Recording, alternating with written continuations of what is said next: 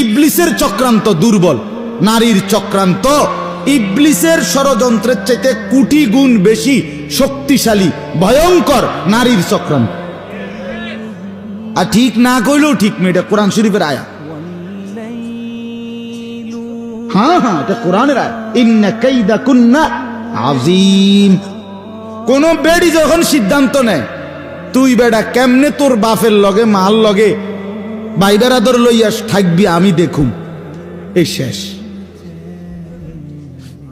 কথা বোঝেন নাই আপনি? কোন মেয়ে মহিলা যখন সিদ্ধান্ত নেয় আমি তেজ আমাইরে তুই বেড়ারে আমি দেখাই দেব, চাই তুই কেমনে তোর মা বাপ লইয়া থাকস, এবার যে কোনো মূল্যে শেষ, পুরা ফ্যামিলি তছনছ। নারী যখন হিংসুটে হয়, নারী যখন ঝগড়াটে হয়, নারী যখন নিকৃষ্ট হয়, চরিত্রহীন হয়, বিশ্বাস করেন এটা পুরা সমাজ নষ্ট করে দেয়, পুরা ঘর শেষ করে।